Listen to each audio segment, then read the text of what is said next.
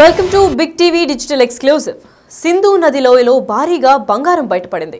దాదాపు 33 టన్నుల బంగారం ఉంటుందని చెప్పి అక్కడ దీని విలువ దాదాపు 18,000 కోట్లు. పాక్లోని అటాక్ జిల్లాలో ఉన్న సింధు నదిలో బంగారం నిల్వలు వెతికి తీసిన ప్రక్రియలో దాదాపు 32 కిలోమీటర్ల పరిధిలో బంగారం నిల్వలు మరి పాకిస్తాన్ దిశలో తిరుగుతుందా? అసలు పాకిస్తాన్ ఇప్పటికే అప్పుల బారిలో పడిందని అందరికీ తెలుసు. అయితే ఈ బంగారం దొరకడంతో పాకిస్తాన్ దిశ ఏమన్నా తిరుగుతుందా, లేదంటే వాళ్ళ ఎకానమిక్ గ్రోత్ ఏదన్నా పెరుగుతుందా, ఫినాన్షియల్ బూస్ట్ ఏమన్నా వస్తుందా అని చెప్పి అందులో ఉన్న ప్రజలకు కూడా ఆసక్తికరమైన విషయాలు కూడా బయటకు వస్తాయంటూ ఎదురు చూస్తూ ఉన్నారు.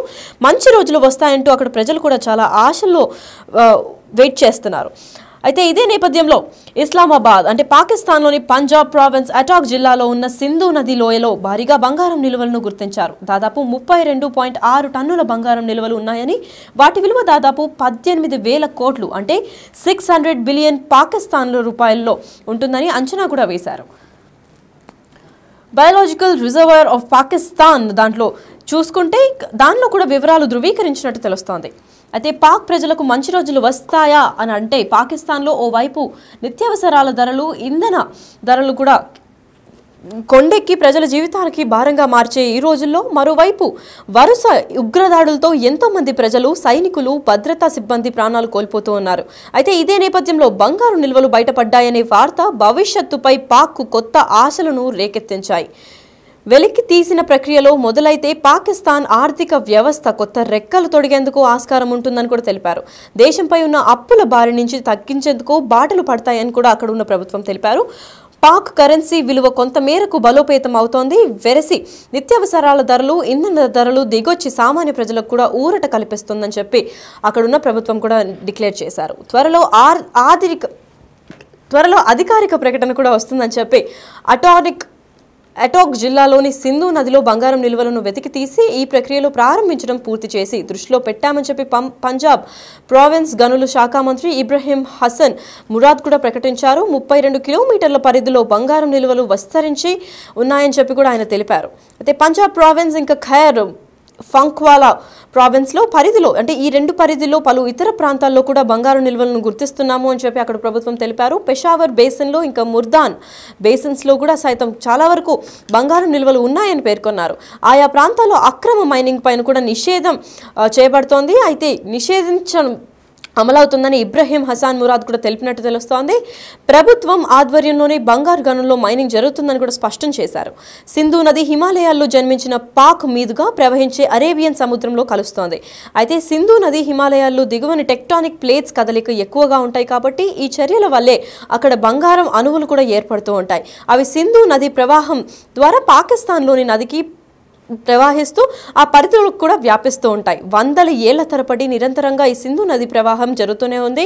అయితే దీనికి అంటే ఈ న్యాచురల్ ప్రాసెస్ ఫలితంగా ఈ బంగారం అణువులన్నీ నది లోయల్లో పలు చోట్ల కూడా పేర్కొన్నాయని చెప్పి అక్కడ ప్రభుత్వం తెలుపుతున్నారు. అయితే ఇది పాకిస్తాన్ దిశలు మారుస్తాయా ఏంటి అని చెప్పి అనుకునే లోపలే లోకల్ మైనింగ్ కూడా చేస్తున్నారు. పలు ప్రాంతాల్లో ఇక్కడ బంగారం దొరుకుతుంది అని అనుకున్న వాళ్ళు, లోకల్ అక్కడ నివసించే వాళ్ళు కూడా మైనింగ్ చేస్తే మనం కోటీశ్వర్లు అయిపోతామని ఒక ఆశతో ఇల్లీగల్ మైనింగ్ కూడా చేస్తున్నారు. అసలు మైనింగ్ అంటేనే ఇల్లీగల్ ప్రాసెస్. అయితే ఆ ఇల్లీగల్ ప్రాసెస్ని వేరే వాళ్ళు అంటే గవర్నమెంట్ ఆధ్వర్యంలో లేకుండా కూడా చేస్తున్నట్టు తెలుస్తోంది. అయితే ఇదే నేపథ్యంలో సెక్షన్ 144లో కూడా పాకిస్తాన్ వాళ్ళకి ఇది చాలా నేరం అని కూడా చెప్తున్నారు. అయితే గవర్నమెంట్ ఆధ్వర్యంలోనే ఈ మైనింగ్ అంతా జరుగుతుందని కూడా అక్కడ హుసైన్ మురాద్ కూడా స్పష్టం చేసినట్టు తెలుస్తోంది.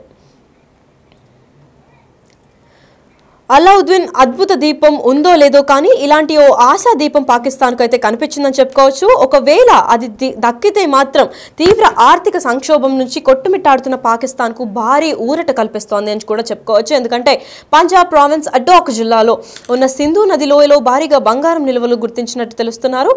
అయితే దాదాపు 32.6 మెట్రిక్ టన్నుల బంగారం నిల్వలు ఉన్నాయని కూడా గుర్తించినట్టు తెలుస్తోంది. వాటి విలువ దాదాపు 18,000 కోట్లు అంటే 600 బిలియన్లు అంటే పాకిస్తానీ రూపీస్లో 600 బిలియన్స్ కూడా ఈక్వల్గా ఉంటుంది. అంటే 18,000 కోట్లు ఉందని కూడా అంచనా వేస్తున్నారు. అదే పాక్ ప్రజలకు మంచి రోజులు వచ్చాయా ఏంటి అంటే మూలిగే నక్కపై తాటాకు పడ్డట్టు ఒక దాని వెంట మరో కష్టం పాకిస్తాన్కు వెంటాడుతూనే ఉంది. అయితే ఓవైపు నిత్యావసరాల ధరలు పెరుగుతున్న కొద్దీ మరోవైపు వరుసగా ఉగ్రదాడులతో ఎంతో మంది ప్రజలు, సైనికులు, భద్రతా సిబ్బంది ప్రాణాలు వరుసగా కోల్పోతూనే ఉన్నారు. అయితే ఇదే నేపథ్యంలో ఉక్కిరి బిక్కిరి అవుతున్న పాకిస్తాన్కు బంగారు నిల్వలు బయటపడ్డాయనే వార్త భవిష్యత్తుపై కొత్త ఆశలను రేకెత్తించిందనే చెప్పుకోవచ్చు. ఒకవేళ వాటిని వెలికి తీసే ప్రక్రియలో మొదలైన పాకిస్తాన్ ఆర్థిక వ్యవస్థ కొత్త రెక్కలు తొడిగేందుకు ఆస్కారం కలుగుతుందా అంటే ఎస్, కలుగుతుందనే చెప్పుకోవచ్చు. ఎందుకంటే దేశంపై ఉన్న అప్పుల బారి నుంచి తగ్గించుకునేందుకు బాటలు కూడా పడతాయని చెప్పి అక్కడ ప్రభుత్వం ఇప్పటికే తెలిపారు. పాక్ కరెన్సీ విలువ కొంతమేర బలోపేతం అవుతోంది అని కూడా చెప్పారు. అయితే వెరసి నిత్యావసరాల ధరలు ఇంకా ఇంధన ధరలు దిగొచ్చి సామాన్య ప్రజలకు ఊరట లభిస్తుంది అని కూడా అక్కడ ప్రభుత్వం నిర్ణయించారు.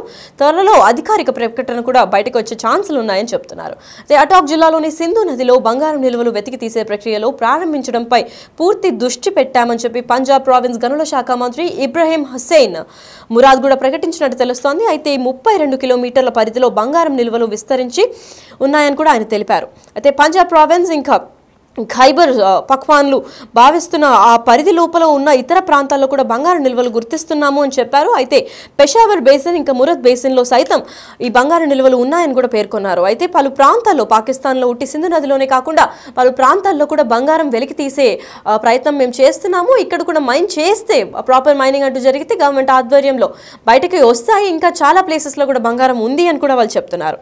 పెషావర్ బేసిన్ ఇంకా ముర్దాన్ బేసిన్లో కూడా చాలా వరకు బంగారం దాగి ఉంది. సో ఇవంతా బయటకు తీస్తే పాకిస్తాన్ దిశ ఏమన్నా మారుతుందా అంటే వాళ్ళు ఇప్పటిదాకా పడ్డ అప్పుల బారి నుంచి బయటపడచ్చా అని అందరి ప్రజల్లో కూడా ఆసక్తి నెలకొంటుంది. ప్రభుత్వం ఆధ్వర్యంలోనే బంగారు గనుల్లో మైనింగ్ జరుగుతుందని కూడా స్పష్టం చేశారు. ఎందుకంటే ఇటీవలే ఇలాంటి న్యూస్ బయటకి రాగానే అక్కడున్న పాకిస్తానీ ప్రజలు కూడా ఎక్కడ పడితే అక్కడ మైనింగ్ స్టార్ట్ చేసేసి మైనింగ్ అనే ప్రాసెస్ ఇల్లీగల్ ఉంటుంది. కాకపోతే ఆ మైనింగ్ ఎక్కడికి ఎవరి ఆధ్వర్యం ఎవరి పర్మిషన్ లేకుండా కూడా ఇల్లీగల్గా మైనింగ్ చేస్తూ ఉంటారు. ఆ బంగారం దొరుకుతుందనే ఒక ఆశతో. కాకపోతే అది ఆ ప్రకారం ఇంకెవరైనా చేస్తే మాత్రం కఠిన చర్యలు తీసుకుంటామని చెప్పి పాకిస్తానీ ప్రభుత్వం ఇప్పుడే తెలిపారు. అయితే సెక్షన్ 144 కింద వాళ్ళకి కఠిన చర్యలు అంటే కఠిన శిక్షలు కూడా పడతాయని కూడా చెప్పారు. అక్కడ పాకిస్తాన్ ప్రభుత్వం కూడా భారీ చర్యలు తీసుకుంటాము, ఇలా ఇల్లీగల్ మైనింగ్ చేయకూడదు, కేవలం గవర్నమెంట్ ఇచ్చిన ఆర్డర్స్తో మాత్రమే గవర్నమెంట్ ఆధ్వర్యంలోనే మైనింగ్ చేయడానికి కుదురుతుంది అని కూడా చెప్పారు. ఇప్పుడు అవి పాకిస్తాన్ ఆర్థిక పరిస్థితిని మార్చబోతున్నాయా లేదా చలికాలంలో సింధు నది లోయలో నీటి నిల్వ తక్కువగా ఉంటుంది కాబట్టి ఈ సమయంలో మైనింగ్ చేస్తే బంగారం నిల్వలు సులభంగా వెలికి తీసేందుకు అవకాశం ఉంటుంది. ఈ నిల్వలు మైనింగ్ ఇంకా వినియోగించే వంటి అంశాలు అంటే ఈ ప్రావిన్స్ కోసం పాకిస్తాన్ కేంద్ర ప్రభుత్వం మధ్య సయోధిగా అంటే కుదరాల్సినవి చాలా ఉన్నాయి. పైగా ఇంటర్నల్ గవర్నమెంట్ ఇష్యూస్ కూడా ఏమైనా ఉంటే దీనివల్ల అవి సాల్వ్ అవుతాయా అని కూడా అంటున్నారు. అంతేకాకుండా ఇటీవలే 7 లక్షల కోట్ల విలువైన బంగారం కూడా చైనాలో కూడా గుర్తించినట్టు తెలుస్తోంది. దాని తర్వాత ఇదే హైయెస్ట్ రికార్డ్ ఇట్లా సింధు నది లోయలో కూడా భారీగా బంగారం దొరికింది అని అంటే ఇది ఒక పెద్ద రికార్డ్ అనే చెప్పుకోవచ్చు. అయితే దీనివల్ల ఇలా బంగారం దొరకడం వల్ల వీళ్ళు మైనింగ్ చేసి ఇంకా బంగారం బయటకు తీయడం వల్ల దాదాపు 18,000 కోట్లు ఎస్టిమేషన్ ఇచ్చారు. కాబట్టి దీనివల్ల పాకిస్తాన్ లైవ్స్ ఏమైనా మారుతాయా లేదంటే వాళ్ళకున్న అప్పుల బారి నుంచి వాళ్ళు బయటపడతారా అనేది అయితే వేచి చూడాల్సిందే.